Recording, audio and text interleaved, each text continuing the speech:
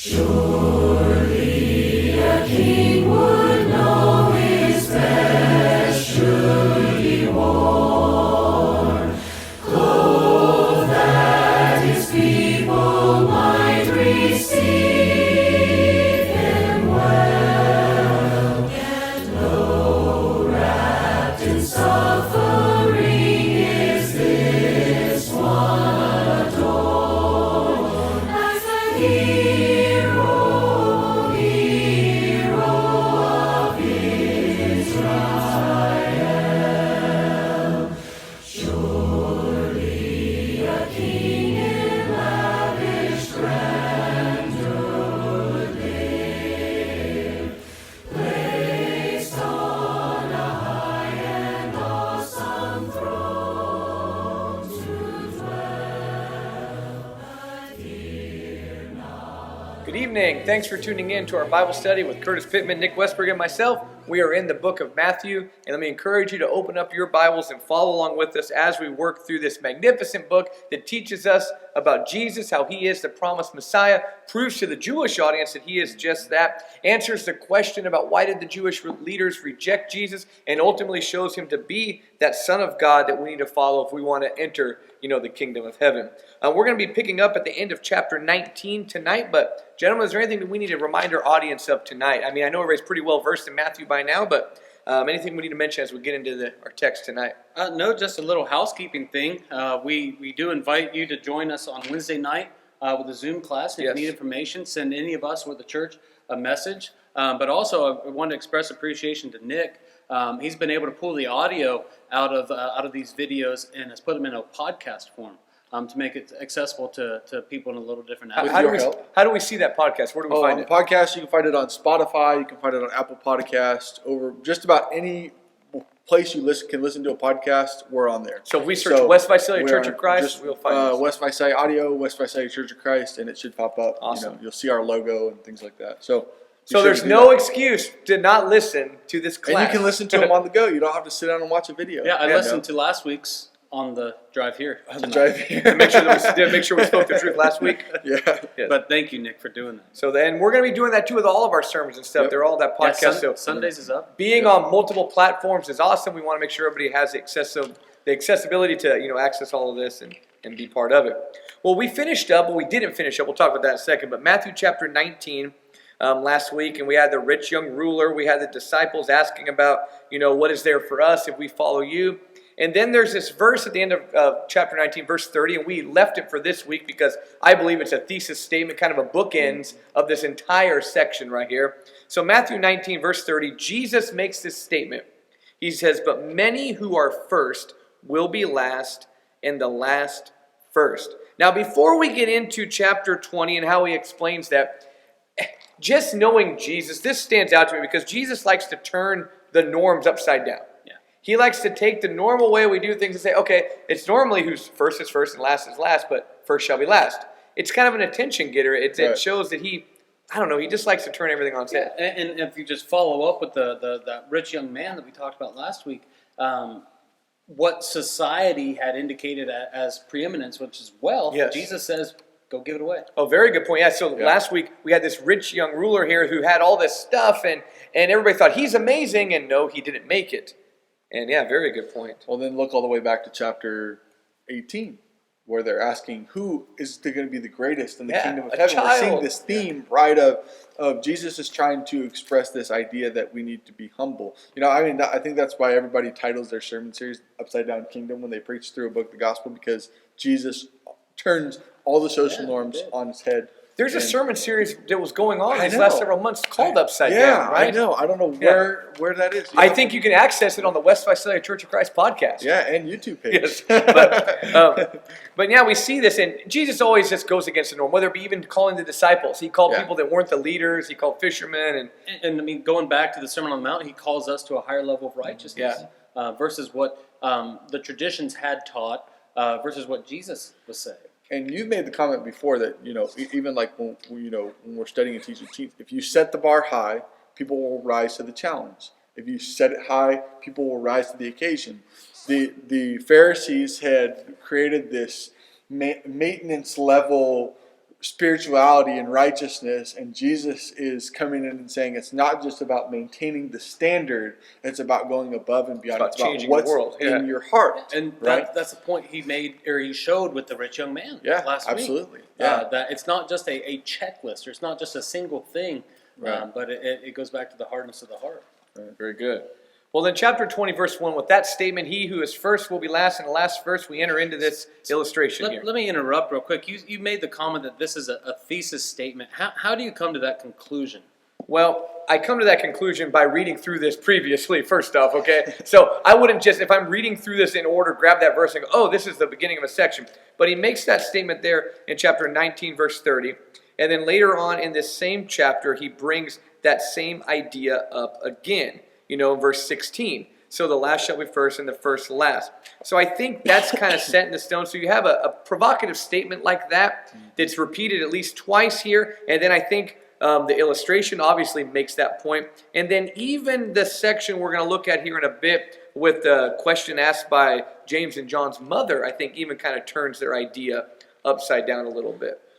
Does that answer your question there? Yeah, no, I was just trying to get you on your exegetical soapbox. There's an idea too. When I say the word bookends, that might be a terminology people don't use either. Back when people had actual libraries and not online digital books or something like that, you'd have your books on the shelf, and you'd have these heavy objects, a brick, a statue of some kind, a bookend that holds the books together. And sometimes those bookends were identical. They carried a theme with them. Or I remember one time seeing one that was a dachshund dog, and the head was over here and the backside was over there, right? It carries the same train of thought. Mm-hmm. These phrases are those bookends that keep that train of thought going to the end here of this section. So we see it in Matthew 19:30, we see it in chapter 20:16, and also chapter 20:27, and tying this entire section back to this one central idea. Yeah. Well, let's go into it then. So he makes this statement that's going to be repeated. It's an important phrase in this section. Then he says, for the kingdom of heaven, we've been talking about kingdom of heaven a lot. I think it's the idea of God's reign and rule and how we enter into it and how we be part of it. How God operates. For the kingdom of heaven is like a landowner who went out early in the morning to hire laborers for his vineyard. And when he had agreed with the laborers for a denarius for the day, he sent them into his vineyard. And he went out about the third hour and saw others standing idle in the marketplace. And to those he said, you also go into the vineyard, and whatever is right I will give you. So they went. And again he went out about the 6th and the 9th hour and did the same thing. And about the 11th hour he went out and found others standing around. And he said to them, why have you been standing here idle all day long? And they said to him, because no one hired us. And he said to them, you go into the vineyard too. So to kind of set the stage before we go on, here you have an illustration of, here's a man who owns a farm, and he's looking for day laborers. So he goes out early morning, finds some. Later on, like 9 o'clock, finds some more noonday, evening time. He's finding laborers at different times of the day, sending them out in the field, all to work. Verse 8, when evening came, the owner of the vineyard said to his foreman, call the laborers and pay them their wages, beginning with the last group to the first. When those who hired about the 11th hour came, each one received a denarius. When those hired first came, they thought that they would receive more, but each of them also received a denarius. So now we have this problematic scene right here. You have somebody that's worked, 1 hour, and someone that's worked 8 hours, and all of a sudden they're like getting paid the same. And they're kind of bothered by this, because if the guy who worked 1 hour made $1, you would assume that the guy who worked 8 hours would get $8 at least, right? I mean, using common math right there. But that doesn't happen. When they received this, they grumbled at the landowner. They're upset. They don't like it. They want more. Saying, these last men have worked only 1 hour, and you have made them equal. Keep that phrase in mind. Right. You've made them equal to us who have borne the burden in the scorching heat of the day. But he answered and said to one of them, and I know it's a long section here, he says, friend, I am doing you no wrong. Did you not agree with me for a denarius? Oh, so now we're reminded that way back when he asked those guys in the morning, they agreed to work for a denarius. Take what is yours and go, but I wish to give to this last man the same as you. Is it not lawful for me to do what I wish with what is my own? Or is your eye envious because I am generous? And here's our phrase. So the last shall be first, and the first last. All right, so what eternal truth are we going to get from this section right here? Because first off, as a person who likes to make money when I work, I would probably be taken aback by this. I would assume that I'm going to get more if I worked longer, but I didn't here. Why? What's his point? Don't you all speak at once now? Yeah, Well, I was. You made the point that those who came at early in the morning, so it's 6 o'clock, Yeah. that they had agreed to the amount that they were to earn, and they were satisfied with it. They were content with it. But it's interesting the language that he says to them for the third hour, which would be 9 o'clock, 6th hour, 12, 9th hour, 3 o'clock in the afternoon, the 11th hour, 5 o'clock at night. But this master of the house said, whatever is right, I will give you. Yeah. And so it wasn't anything that was determined. It's just that there wasn't anything that was pre-agreed upon. It was just that I'll give you what is right. And so that could be like a prorated amount. Yeah, even if you didn't work a whole day, you got a day's wages because that was an agreed upon amount. So you're looking at, and I almost see this like, Jesus is consistently contrasting the religious leaders of the day with how it's supposed to be, with what the religious leaders teach, with what he teaches, and what is pure and godly. So, in other words, the religious leaders might think, well, because I've done more, or because I'm more righteous, that I get a more righteous reward. As where Jesus is saying here that the agreed upon, I don't know how you explain this. There's an equality factor, right?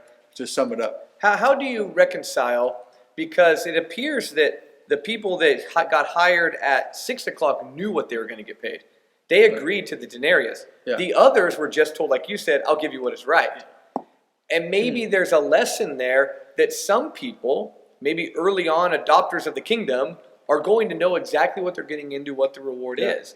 But as the kingdom goes along, because this is an illustration of the kingdom here, there's going to be some that don't exactly know what they're getting into, but they're just told that there's blessings and they're going to get them. Sure. And they join the work later because they're standing idle, right? And that's what he says, that they went to the marketplace, he saw others standing idle. But then the ones that came at the end of the day, in verse 7, it says, they said to him, because no one had hired us. So they didn't have the opportunity to work prior to that. And so had they been hired on early in the day, my assumption is, I'm putting my words into it, that they would have taken that opportunity, but they didn't have it before. But they get the same reward. Well, all of us, if we would have known back then what we know now, would have done something different. Yes. Sure. So those that were hired early on knew early on. Those that were hired later, they finally came to the knowledge of it later. So maybe let's make application. And I don't want to draw too far, because ultimately the point Jesus is making is that he turns your idea of what is right and what is first and what is last upside down. So you don't want to overread into this. But I think there is something there about those who joined the cause of Christ early. There's those that are going to spend a lifetime serving Jesus. There's going to be those that at the earliest hour, that maybe the disciples, they were with him from the beginning. And maybe earlier, Peter asked that question, what's in it for us? And remember back in chapter 19, here he's saying, look, you're all going to get the same a little bit too. Right. So it's kind of interesting to me with that. It reminds me a lot also of the parable of the prodigal son. Right.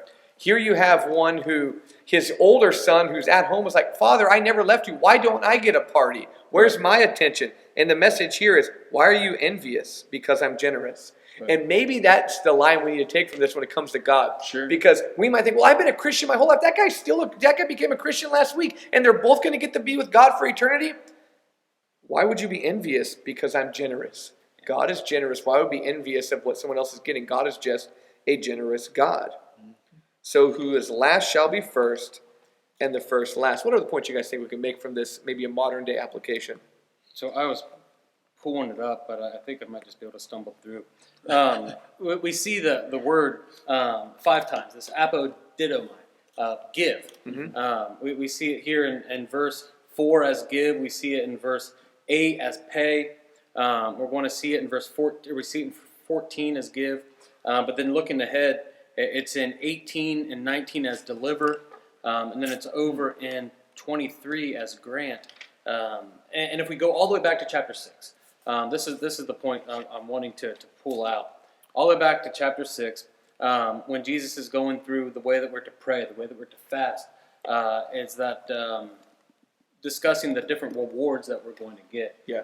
If we remember back to, and you can go listen to it on the podcast, chapter 6, the reward, when it says that truly I say to you, they have received their reward, but when you give to the needy, do not let your left hand know what your right hand is doing, so that your giving may be in secret, and your Father who sees in secret will reward you. And so when it says that they have received their reward, it's a completely different Greek word. It's this misthos word, which means wages or compensation or pay. It's something that you have earned. But this apodidomai is this giving back, this returning. It's something that you haven't earned. And so that is the word that is used here. It's not a wage that you have earned. It's something that is given. So the focus isn't, oh, you've done much to earn it. No, you got a gift.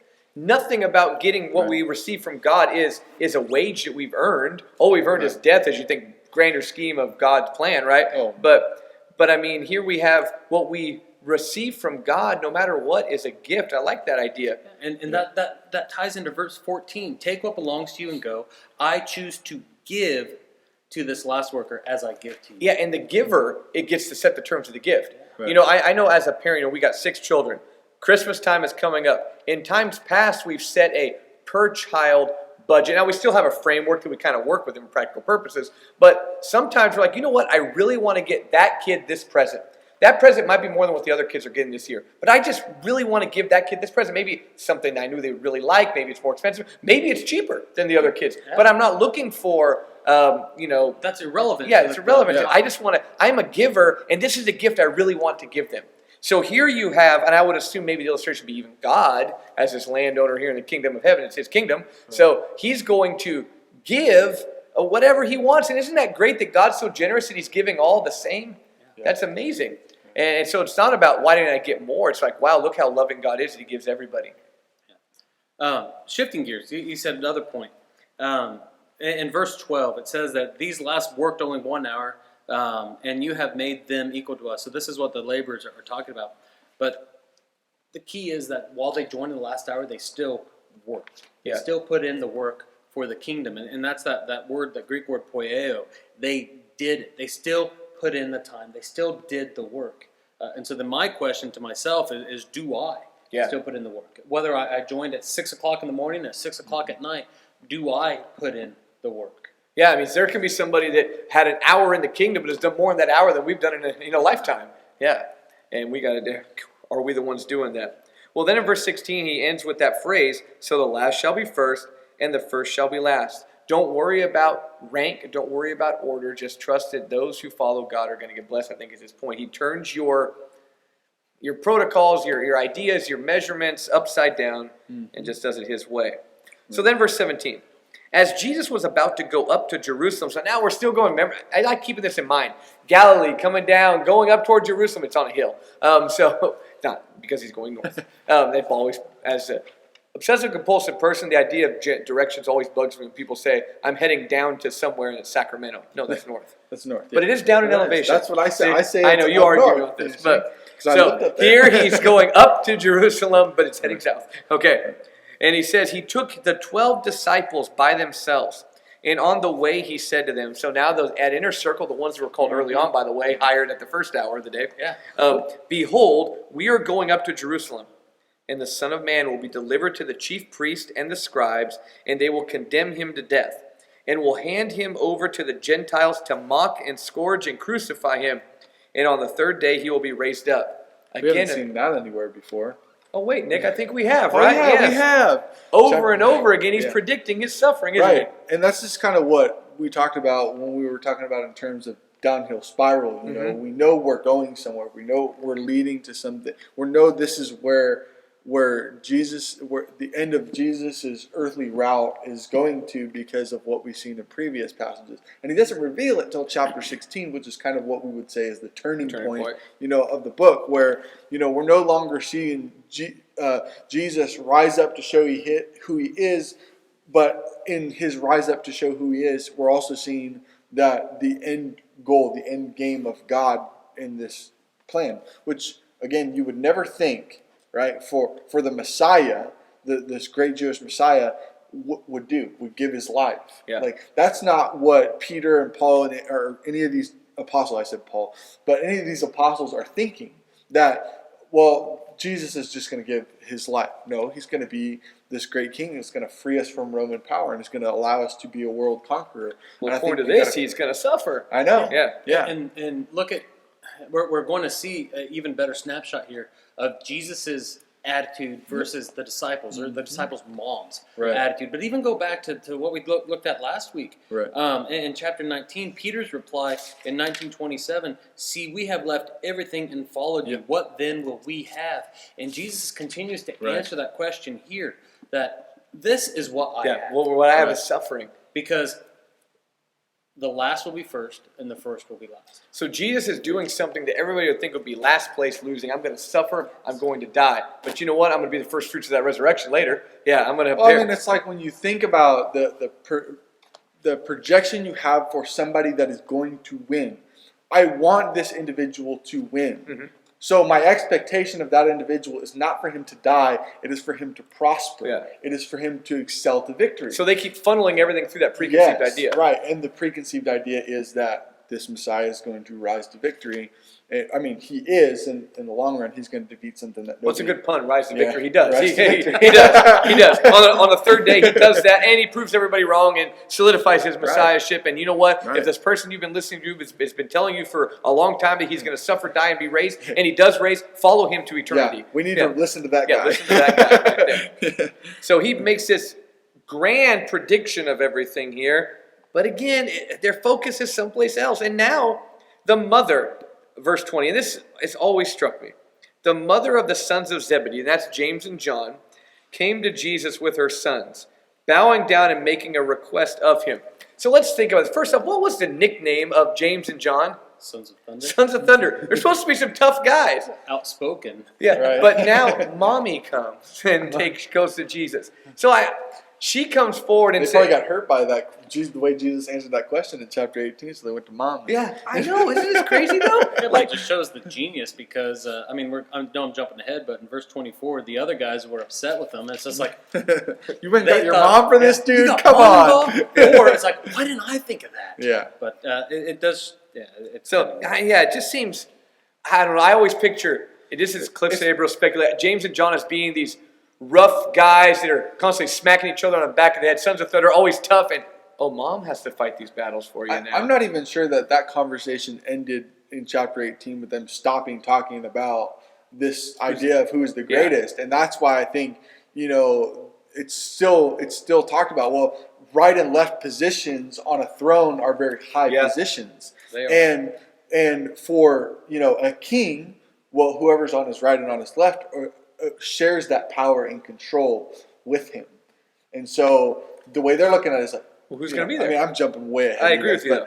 Well, let's see what happens. So the mom, go ahead. I was going to say though, but look at her attitude when she came. She came in proskuneo. She came and knelt down and worshipped at Jesus. So even though she's coming and making this bold request, she still does it with the right attitude. And we see this word, this proskuneo word, to worship. And that's her attitude when she comes. Even though, again, she's making this bold request, she still acknowledges Jesus. That he is the source of the power. And has the ability to confer this power. So here's her question, or her request. And he said to her, "What do you wish?" And she said to him, "Command that in your kingdom these two sons of mine may sit one on your right and one on your left." That's a big request. Yeah. And Jesus answered, "You do not know what you are asking. Are you able to drink the cup that I am about to drink?"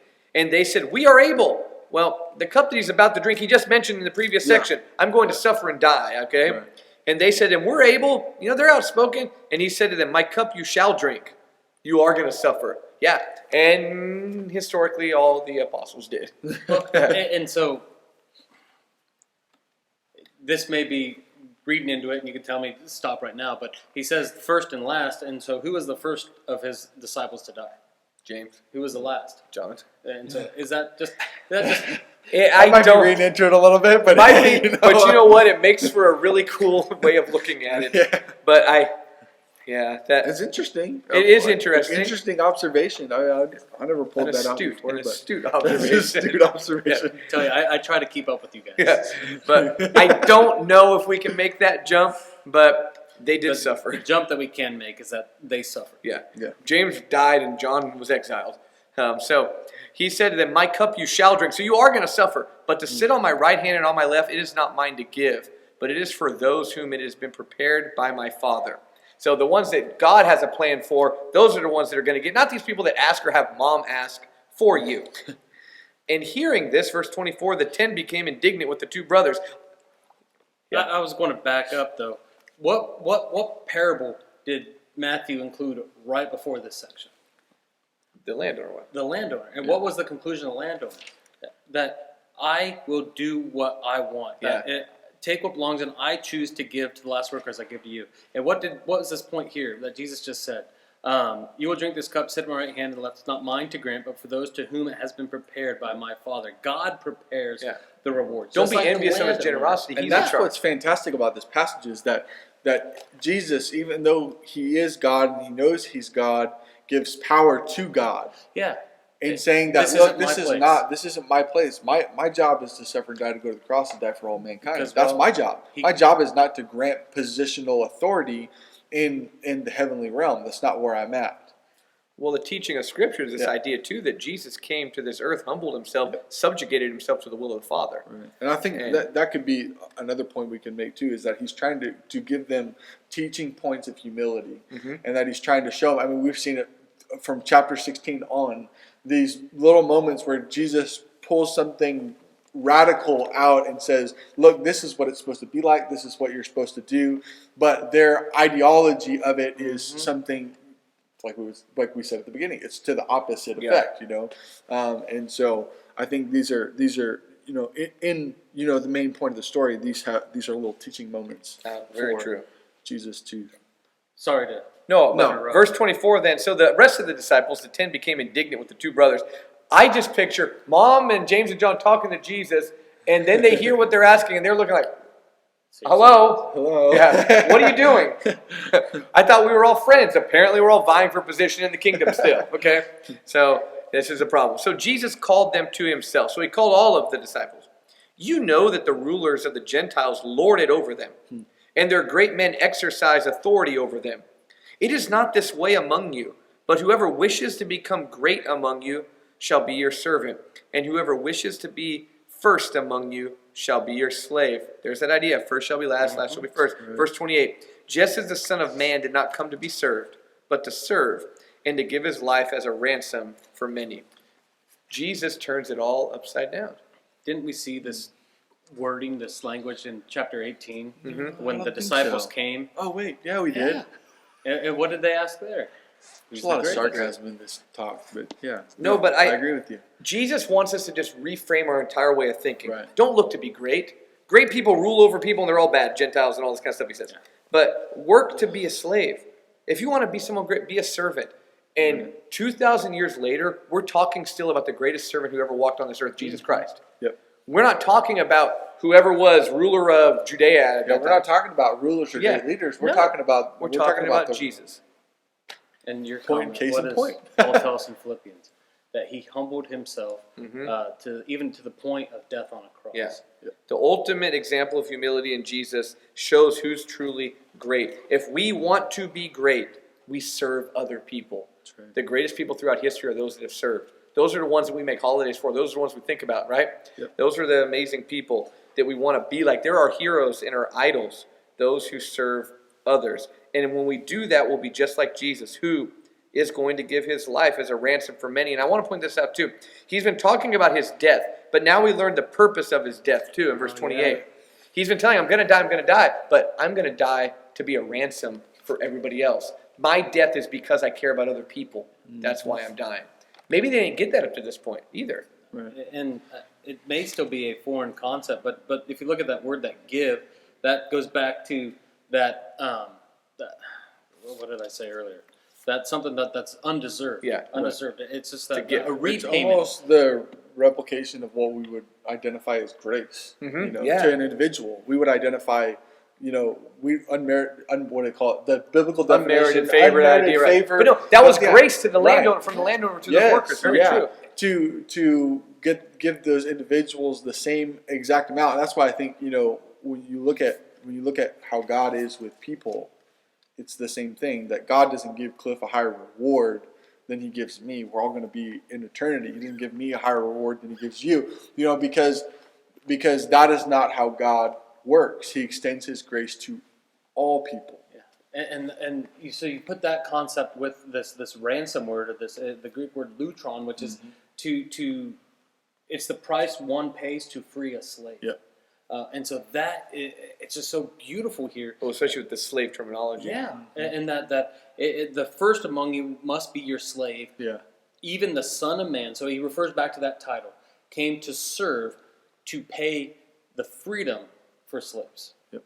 So become a slave, and Jesus will pay for your freedom. Yeah. Right. I think that's a good point for us to close on tonight. Yep. Maybe to make application. As we talked about working for God, really, am I a slave of Jesus? Am I a servant of others? And if I do that, Jesus Christ will set me free one day. Yeah. But if I serve myself, there's no freedom there.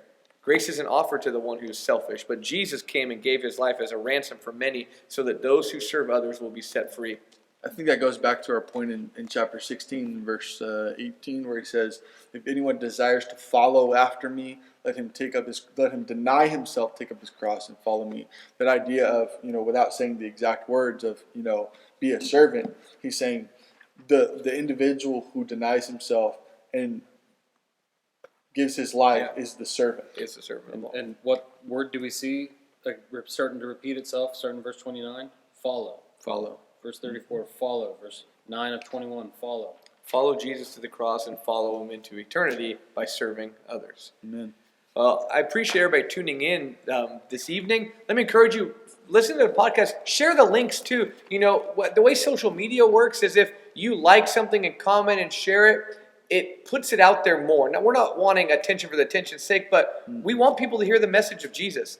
And the more we can get that out there, the better. We're having a lot of people watch and view and comment and even talk to us in the community that are watching these videos because you're sharing it. So let me encourage you to keep that up. Participate in the Zoom class on Wednesday night. A lot of good things happening at Congregation where good studies are taking place. And I think that even through all of the chaos with COVID, we're still being the church of Jesus. We're leading souls to Christ. We're loving our neighbor.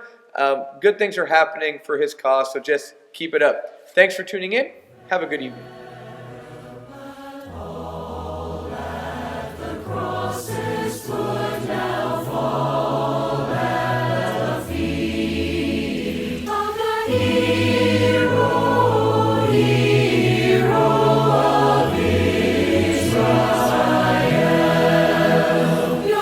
Hero